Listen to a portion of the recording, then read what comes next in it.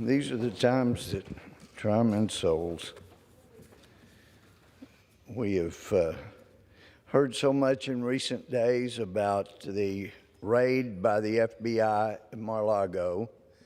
I've continued to hear from FBI agents, former FBI agents.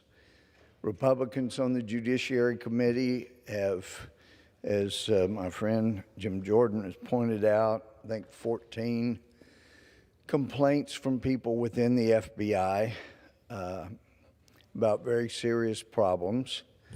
I've had several that I've received personally that were not included in those 14. I understand Senator Grassley has also gotten some. There is a systemic problem at the FBI. Christopher Wray was appointed to clean up the FBI. As I told President Trump later on, you had asked me about a few of your appointments. I wish you had asked me about that one because I could have told you a great deal. Going back to the days of Mueller as director of the FBI. And Director Christopher Wray learned some of those techniques. Director Mueller, even going back as far as Boston, when he tried to keep two people who were innocent of the murder of which they were convicted. They were set up by FBI agents, and Director Mueller continued even after it was clear they were innocent to try to keep them from being released from prison. And then along came Comey. He has had serious issues with truthfulness and yet does a great job of trying to play the victim. Had one FBI agent, been around a long time, said, you remember back to the 1980s, 1990s? At the FBI, we were completely professional. If someone had a nonviolent background, we were just about doing our job. We would notify especially if we know the person has a lawyer, we'd notify the lawyer that your client needs to appear, is being indicted, has been indicted, needs to appear at this or that jail at a certain time. And of course, if the person didn't arrive, they knew they would be picked up, but they were given a chance to voluntarily surrender. And normally that went very well, quite professionally. But what we have seen arise with the Department of Justice and the FBI is absolutely disgusting. I mean, I was a law and order felony judge. I've sentenced people for felonies, everything from, probation to the death penalty. I know what it is to wrestle over the issue, pre-sentence reports, evidence at sentencing, what appropriate sentence are. And we expected local, state, and federal law enforcement that came before me to be professional, and they better not lie, or there would be consequences, and were. But this FBI, this DOJ, is so far out of control, and Christopher Wray took his appointment as director at a time we needed the FBI cleaned up as a directive to sweep everything he could under the rug. FBI agents have told me from different places in the country that I've talked to You know, what Director Christopher Wray keeps telling us constantly is nothing about being honest. Be truthful about everything you say and do. But his big line, they tell me, is protect the FBI brand. And they make clear, they say he makes clear, and they follow up by their actions making it clear, that if there's somebody in the FBI doing something wrong, you better not report it to anyone but your supervisor. And then, I'm not going to get into some of these because I haven't had an opportunity to properly go through them to exclude identifying information. But those that complain to their supervisors, I've seen the complaints, they're retaliated against. So it becomes very clear to honest, honorable law enforcement people working at the FBI, at least many of them, that when Christopher Wray says protect the FBI brand, he means don't you dare report anybody anywhere except your supervisor, and that way we can get rid of you. We can make your life miserable. We can get you out of the FBI. So it's only people who won't complain about lies, dishonesty, corruption, because the message seems pretty clear. We want people that will help us convict the people we want convicted, whether they're guilty or not.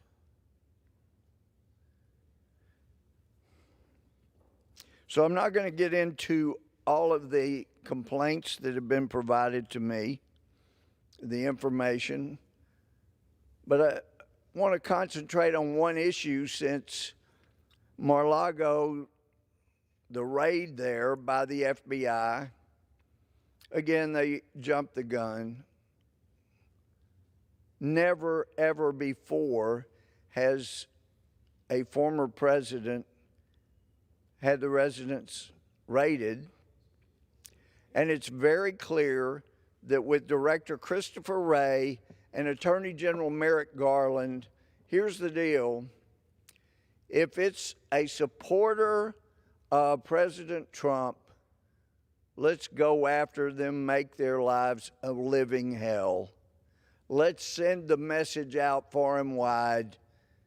You better back off supporting that guy, that former president, Donald Trump, or we'll come after you. We will come after your friends.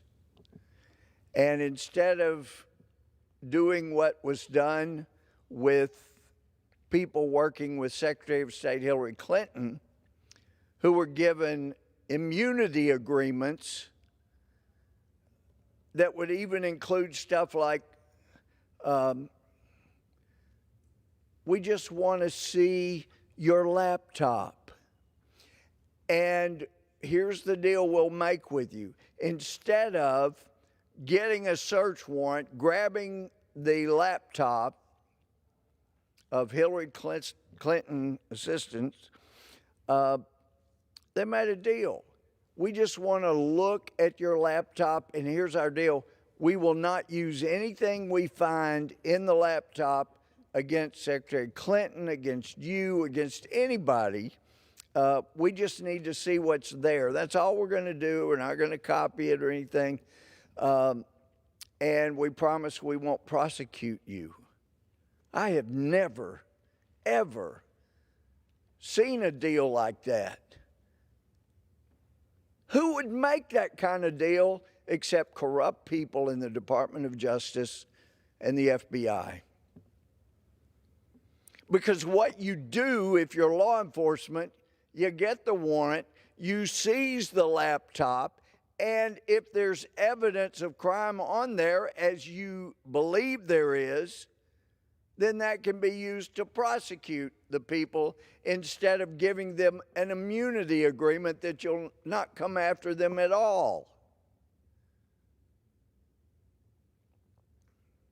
There were incredible deals made to protect Secretary Clinton and to protect the people that worked for her and to make sure they had no reason to testify against their boss. Because typically, law enforcement all over the country, all over the world knows if you're going to make a case against somebody at the top, whether it's the mob, whether it's a State Department, wherever, you make a case against people below and you say, okay, here's 20 violations, you're looking at 5 years, you're looking at 100 years, but we'll make a deal. We'll only pursue this charge that carries 2 year sentence if you will help us on the people above you, and you work your way up the food chain. That's the way great prosecutions have occurred against mob organizations, and it works the same way with any organization, except that the DOJ and the FBI chose to treat conservatives, chose to treat all of Donald Trump's friends, people that might have information against him. They were all treated very differently because there are two types of justice. Justice is no longer wearing a blindfold in Washington, D.C. And from some of the complaints I've seen, I used to think the problem was here at the national headquarters, but apparently it's not just the field office or the headquarters here. Because there has been so much corruption, it's spread over the country. So there's all the indignation from the FBI and the DOJ about documents that were held at mar-a-lago. Now, I haven't talked to anybody with President Trump's team, with President Trump. It's been months. And the last time I talked to him, he was just calling surprised that I was running for Attorney General in Texas. And it was a very short conversation. So we hadn't talked about any of this, but I understand his frustration because I have seen the way evidence was created to pursue 2 impeachments of Donald Trump. I've seen the evidence, or at least some of it, of the way the FBI and the DOJ falsely convicted Senator Ted Stevens immediately. I think they tried him 2 weeks before his election. He lost just by very little. And then was exonerated when one FBI agent who believed in truth signed an affidavit establishing that there was exonerating evidence, exculpatory evidence that they did not provide to Senator Stevens, and that they forced a witness to say what he had made clear was not true. And they convicted him. And that seems to be a pattern. These kind of things appear to be going on in different places. Oh, yeah, they're convicting some guilty people, but it makes it very difficult to know which is which when you have an organization that plays fast and loose with the rules and plays fast and loose with the truth. So you've got people who have made complaints, and just like the FBI agent who had a conscience and reported the fraud in the prosecution of Ted Stevens by the Department of Justice and the FBI, he was run out of the FBI, and the one that was engaged in the fraud, according to the FBI, was reassigned and then promoted.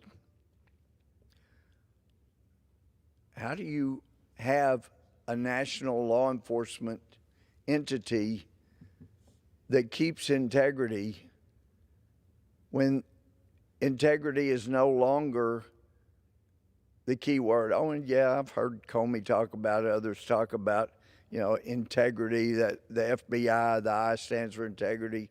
Not anymore. No. It's all about preserving the brand, which means you can't allow any information to get outside of corruption with the FBI, or we will use our ability to be corrupt to come after you for filing or making a complaint or reporting dishonesty. Every American has a constitutional right to communicate with his or her, or whatever your pronoun is, your member of Congress. It's a right. And not only that, it's a constitutional right that those communications can be privileged and protected, which is why when Congressman William Jefferson, who did have $90,000 of cold hard cash in his freezer, and I read the affidavit that was used to get a warrant to search his congressional office, and there were people that were on TV saying, gee, there are people like Gohmert that are saying they had no right to raid that office. Well, those individuals are just ignorant of the Constitution. But the D.C. Circuit Court of Appeals was not, and they made clear, look, even though the Department of Justice in that case, and I had no problem with him being convicted, it appeared to me from the affidavit, holy cow, if this is accurate, they didn't need to raid his office. In fact, by raiding the office and violating the privilege, they put their case that was rock solid in jeopardy. And I remember as an assistant district attorney, right out law school, ready to go pursue justice and let's get the bad guys. And it always helps to have somebody that's been around a while say, wait a minute, think about this. What you're proposing to do to get evidence, it may violate the Constitution, it may not. But you got a rock-solid case here. Why risk it being thrown out trying to make some point and get some little piece of evidence you don't need? You got enough to convict. So don't create a possible error pursuing evidence you don't need. Just get the conviction. Don't get into the murky areas that may reverse your case. You'll get the conviction, and you'll keep the conviction. It won't be reversed on appeal. But they put that case at risk because all those years before, and I did happen to be in the room, it was the conference room of the Speaker, his legal team, House counsel, White House counsel came over, DOJ counsel came over, and there was a lot of fury because of what the FBI under Mueller did, raiding that office. Because in the past, if someone had a warrant, like to search a congressional office, well, the DOJ knew, FBI knew, there's privileged material in there. And in fact, I'm sure I'm not the only one who's had FBI agents provide information about wrongdoing within the FBI. Well, when the founders set up this 3 branches of government, as Justice Scalia once explained to some friends from my hometown, the reason we have more freedom than any country ever in history, or at least we used to have it, was because the founders did not trust government. So they made it hard for any one of the 3 branches to abuse people and abuse their power. And the only way the Department of Justice that was created by Congress financed by Congress, the only way to keep them accountable, or the intel community, is to make sure Congress does proper oversight. And you can't do proper oversight unless you are allowed to have people come to you privately and say, here's the problem, and know that they're not going to have reprisals. That's why we have the whistleblower laws that many are apparently using now. So the way it was done beforehand is you come to House Counsel, we have a warrant. House Counsel, who is familiar with the privilege of Congress to keep certain things private and other things not, would then go through everything that was specified, because you have to have in the warrant, you have to state with particularity the place to be searched, the things to be seized. They would go through those, and they would put aside anything that was privileged and then give the things that were not privileged, that matched what was in the warrant, give that to DOJ. But Mueller wanted to send a message to everybody in Congress, Democrats and Republicans: I don't care about your constitutional rights or privileges. We're going to go heavy-handed, and I'm going to send a message to every single member of Congress: you don't mess with me, or I'll come search your office. And I'll send a message to every FBI agent: you better not complain to members of Congress, because I can go raid their office and I can find out who you are, and I can destroy your life as well. That was the message, very clear. And the D.C. Circuit Court of Appeals said, wait a minute.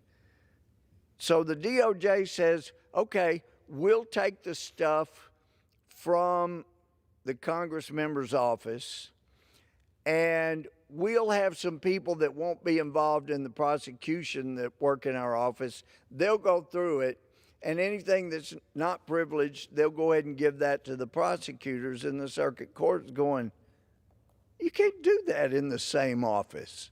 Come on. That has to be somebody different that makes sure that it's secure. And we saw the FBI all these years later from that basically doing the same thing. With mar-a-lago, you have presidential executive privilege, you have attorney-client privilege. Apparently, that doesn't mean much anymore at the DOJ, but it still means something to those of us that care about the Constitution. And yet they set up their own department to go through. We'll decide what you can claim as privilege and what. No, you don't get that right. So what do? They hurry through it. So they've already been through everything before the court could appoint a special master. And from what we saw in Ted Stevens' case and other cases, you can't be sure stuff won't disappear. Look at what we just found out all these years later, going back 6 years, that the FBI has covered up for 6 years, that they employed the Russians. The FBI was colluding with Russia. The DNC, the Hillary Clinton campaign, they were all colluding with Russia to try to destroy Donald Trump. And that's why the FBI hired Danchenko. And that's why the DNC and the Clinton campaign hired Christopher Steele.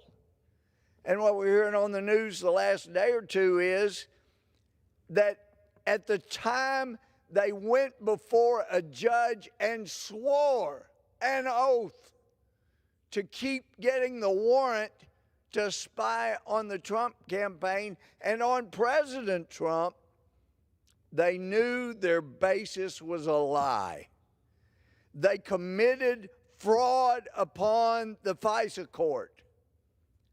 And apparently there are people at DOJ that don't understand the F in FISA, that F word, that's the first word in FISA, is not what they apparently think it is. It stands for foreign.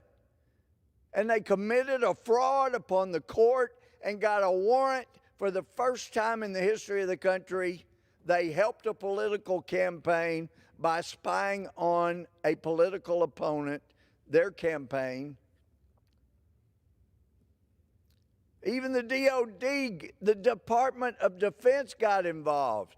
They hired the professor, and in fact, we had someone who was a whistleblower. He went and said, look, there's hundreds of thousands of dollars it's being paid to this professor in London, and we got nothing in return for it. This is a problem.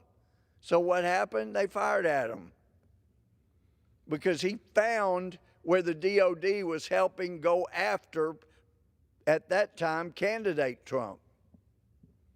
They fired him. He's still trying to get his job back. He hadn't gotten justice yet. But how can people in America have any confidence in the Department of Justice when they think that, when there are so many people apparently that think it's okay for them to go commit a fraud upon the court, even at the highest level of the DOJ and the FBI? It's not okay.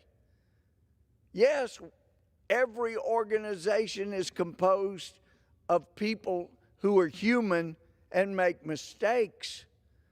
But for goodness sakes, when you've got top people who flaunt the law and think they're above the law, and that if they want to go after somebody, then they are Almighty God and their judgment is tantamount, and if you ever report them, they're coming after you because they are godlike in their own minds.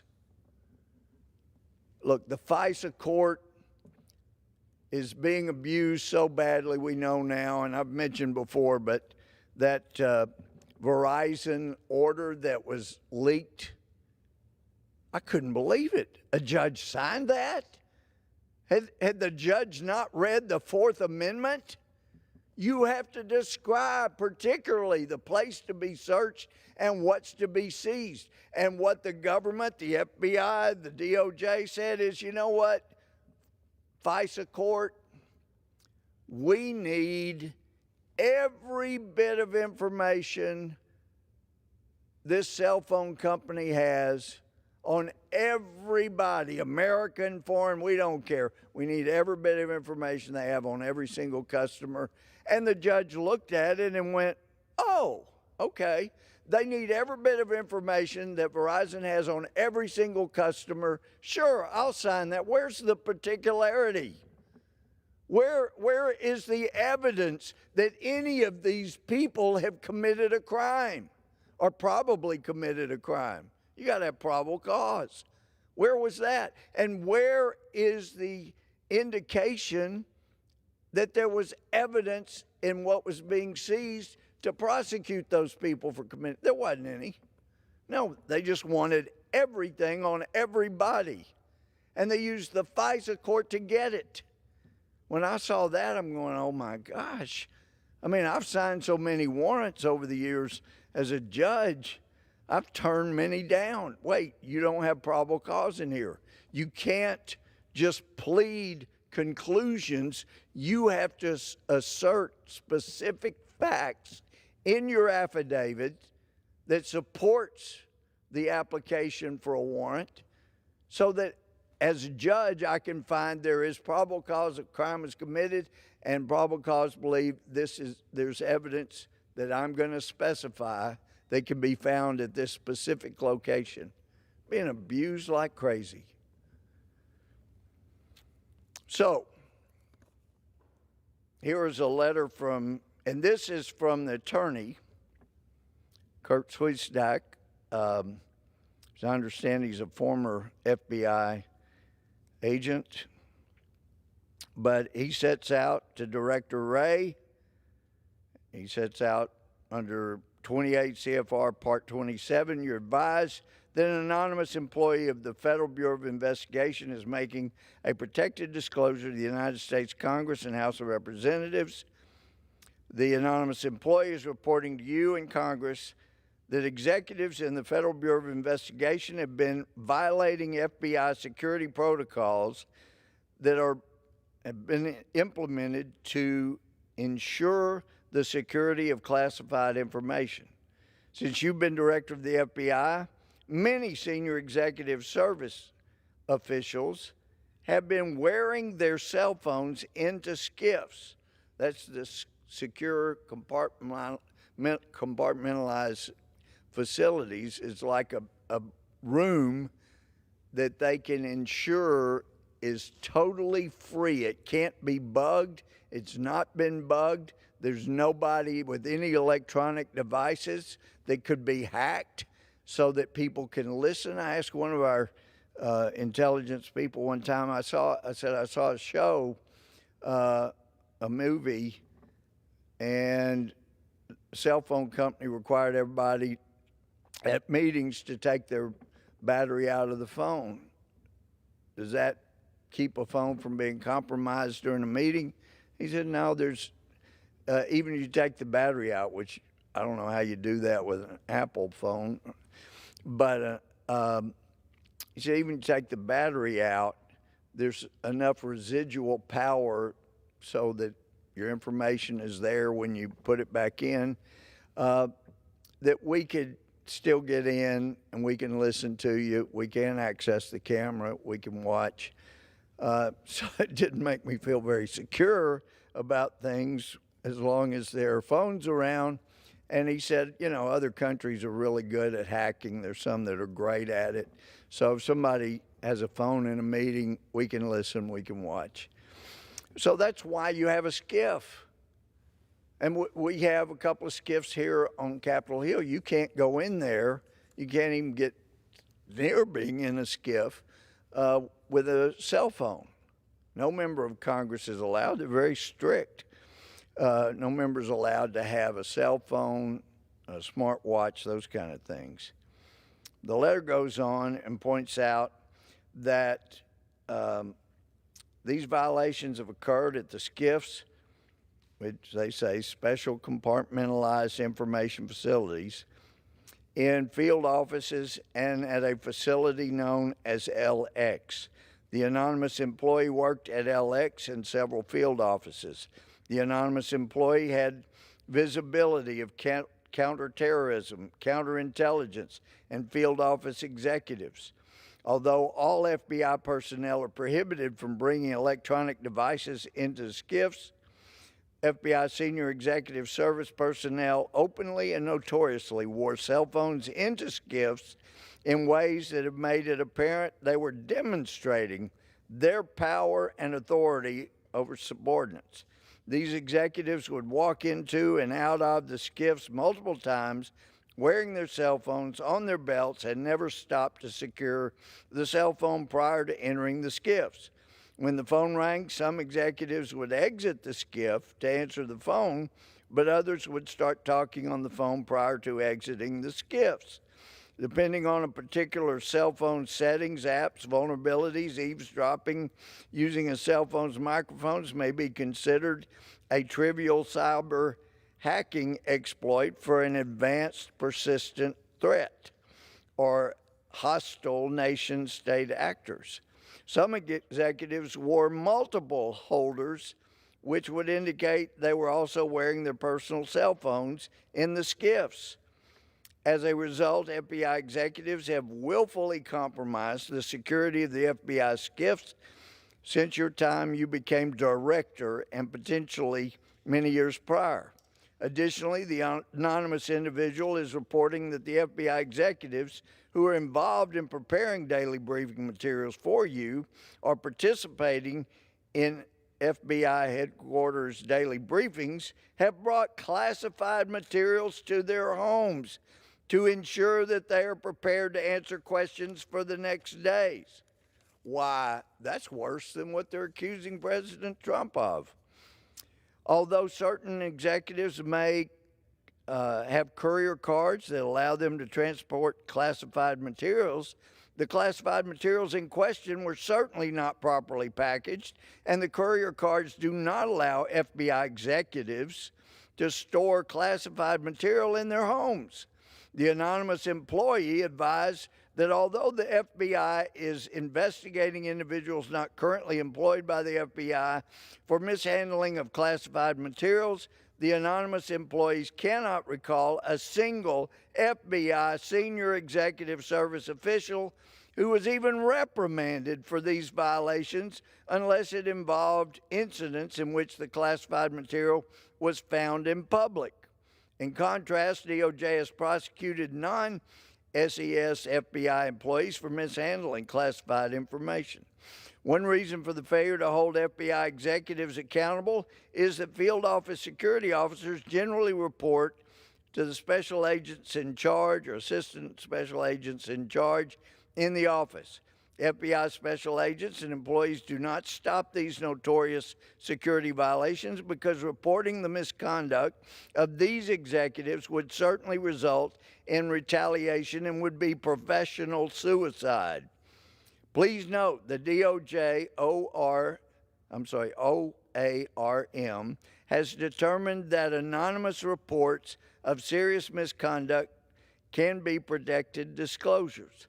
Although the Department of Justice Office of Attorney Recruitment Management has in Section 5, subsection C of its procedures for FBI whistleblower reprisal claims brought pursuant to 28 CFR Part 27 stated that it is not bound by any case law of the U.S. Merit System Protection Board, the U.S. Court of Appeals for the Federal Circuit, and any other federal court of appeals deciding a whistleblower appeal from the NSPB.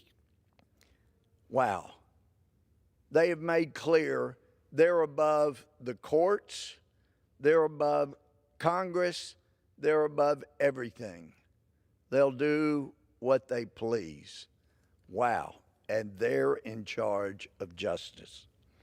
You should also be aware that one of your office general counsel attorneys advised me that she would not accept 28 CFR Part 27 disclosures because it wasn't part of her current caseload. Under that standard, OGC has completely insulated you from receiving protected disclosures from outside attorneys and thwarted federal whistleblower laws and regulation. Well, that's apparently because he's head of the FBI, and as head of the FBI, he's above the courts, he's above Congress, he can do what he pleases, and we saw that Merrick Garland, our Attorney General, issued an order to FBI that they are not to contact any member of Congress. So much for the Constitution and your constitutional rights. I'm the Attorney General, he's saying, and I can override the Constitution, the Supreme Court, Court of Appeals, the President. I'm God when it comes to you is the message. And we Americans have a serious problem with a director and an AG who are acting like that. Here's September 11th. Because after that came out about saying there were phones, especially in the director's and deputy director's SCIF, the director sent out their media person to say it's a lie. There's not been any cell phones allowed in or around the SCIF. So then that triggered a number of complaints and people coming forward to set out that the deputy director's denial was a lie. Might I ask how much time remains? 21 minutes. Gentleman has 21 minutes remaining. Thank you, Mr. Speaker. So, and I needed to know the time because I got to play by the rules. I can't act like I'm the Attorney General or FBI Director and just ignore the rules and law. So here's this letter. and again pursuant to 28 CFR Part 27, the FBI's Dodson Rule, you're advised that an anonymous individual from the FBI is making protected disclosure, goes on. This individual was an executive who recently worked at FBI headquarters. The person had work-related reasons for being in the director's and deputy director's office areas on the 7th floor of the Hoover building. While working in the 7th floor SCIF areas, the individual observed numerous security violations involving the presence of personal electronic devices such as cell phones, smartwatches, and wireless sports bands. The individual recently read that the FBI publicly denied the security violations at FBI SCIFs and specific violations by Deputy Director Abadi. The individual is reporting this issue because the FBI's denial casts doubt upon the credibility of the FBI employees who made the initial disclosure related to Mr. Abadi. This individual advised that the SCIF areas where Director Ray and Deputy Director Abadi currently work had multiple people wearing or displaying electronics that are prohibited in the SCIF. In fact, the FBI has explicitly limited the smart bands and watches in non-SCIF areas because the devices pose such a serious security threat. So there's a little more, but then there is another. Mr. Abadi, last week the Federal Bureau of Investigation issued a categorical denial about your failure to follow proper SCIF protocols to protect national security. And keep in mind, these are the people that are condemning former President Donald Trump because they weren't sure the padlock they said they had to add on top of the locks they already had was good enough.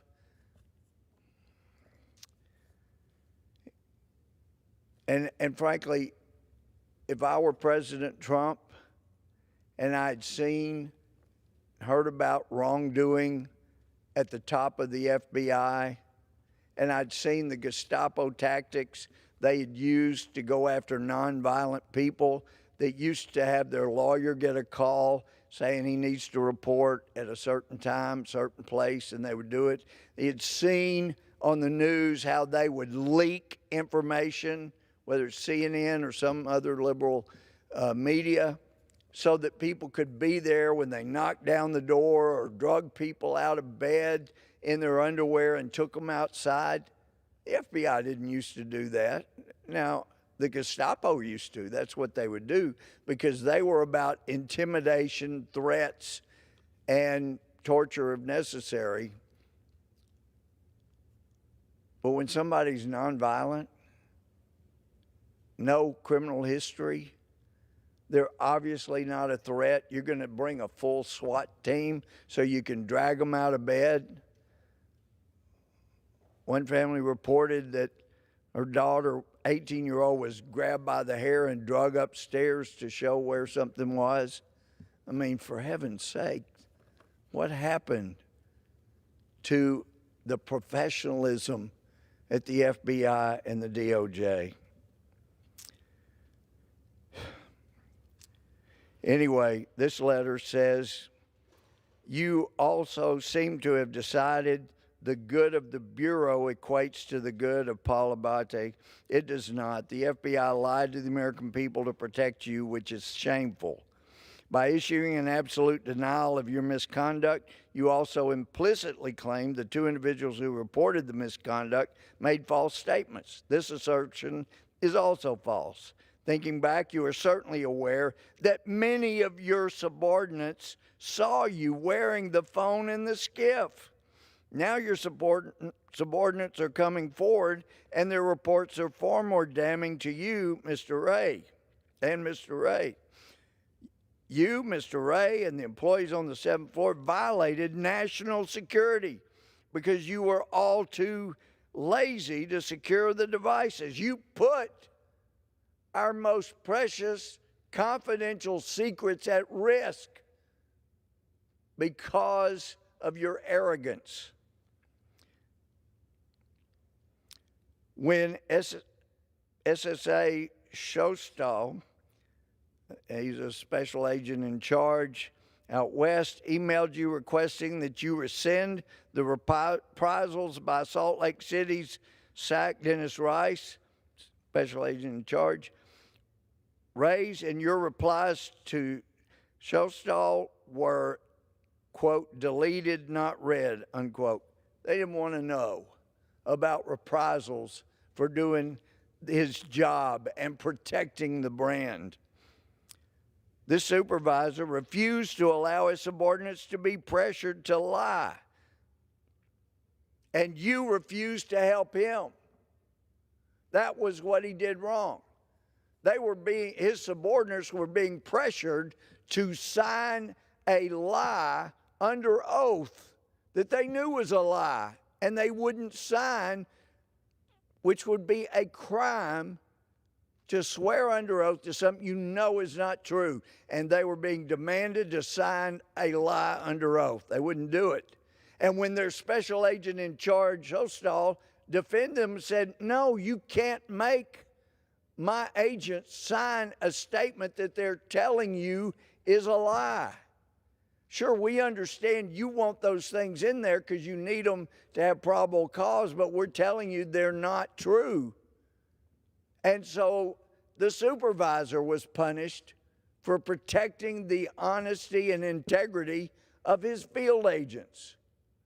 And what does Director Ray and Deputy Director Abadi do about it? We don't want to hear about it. We would delete it, and we didn't read it because we don't want to know about the pressure on agents in the field to lie on affidavits. And who's going to investigate that? Oh, the DOJ. The DOJ has a little group of lawyers. They'll look into it. What a ridiculous system. They need oversight.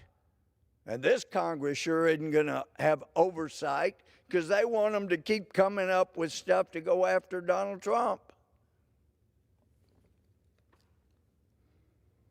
Letter goes on.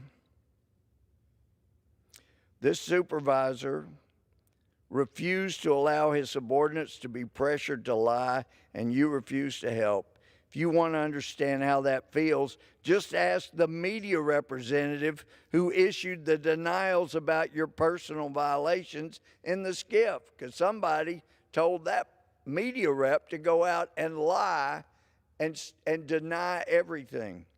Well, the employees of the FBI joined because they believe in its core values. They are held to the standard that every employee must be truthful and accountable. You have failed on both counts. You have mistaken your employees' loyalty to the FBI as some misguided loyalty to you.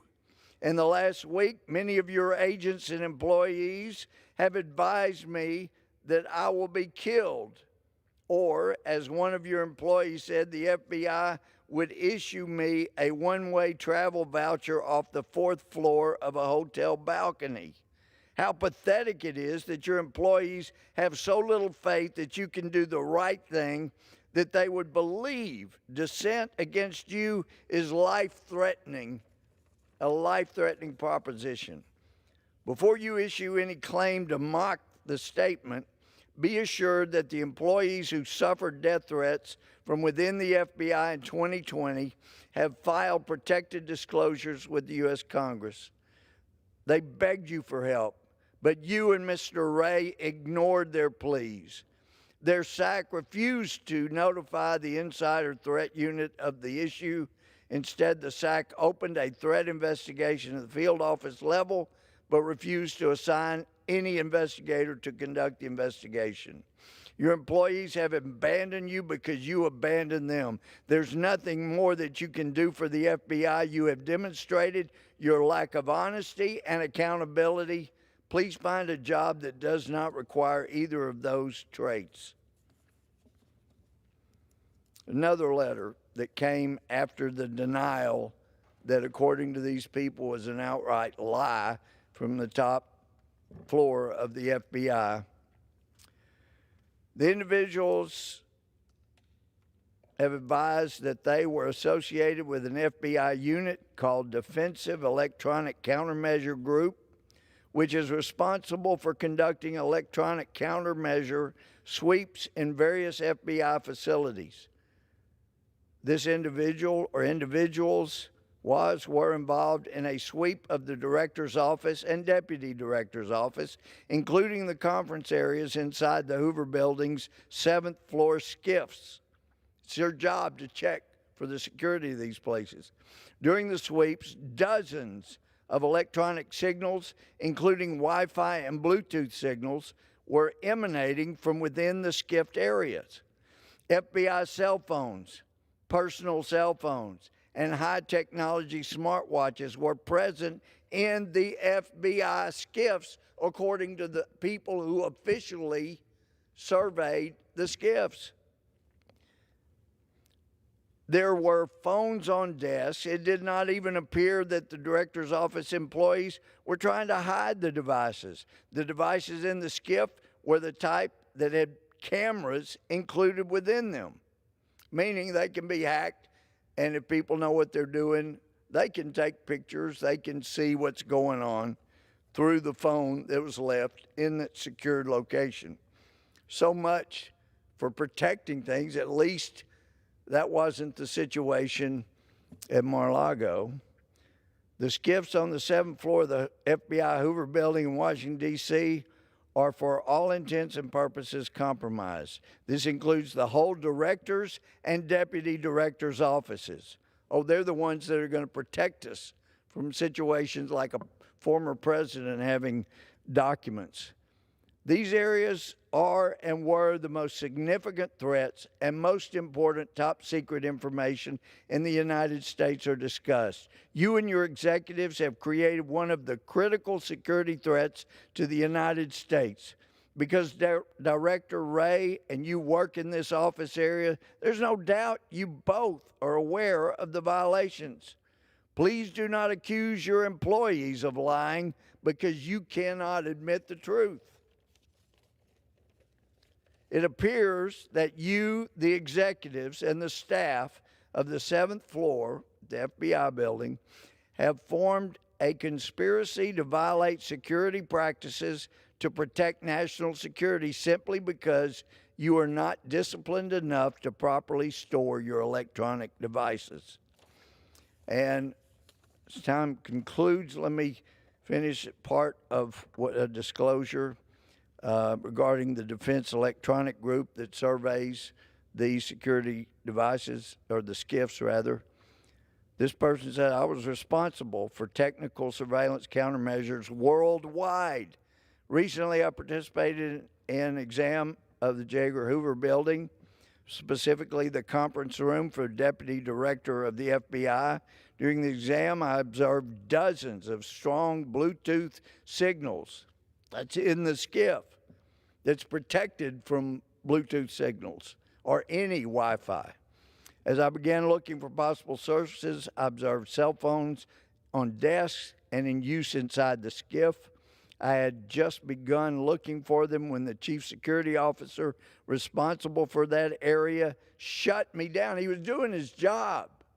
He, she, whatever the pronouns were, was doing the job they were hired to do, yet they were shut down from doing it so that the director, the deputy director's area could remain completely unsecured because they didn't want him to be reported. He specifically directed me not to pursue it or take any action. As you know, cell phones are not permitted inside a SCIF. Based on the readings I observed, I believe every employee there was violating the cell phone policy. That is at the top of the FBI. The DOJ doesn't appear to be concerned about security. If they were, they wouldn't have hired a Putin lackey to provide false information so they could get a fraudulent warrant, 6 of them, to pursue and spy on the Trump campaign. That, I yield back.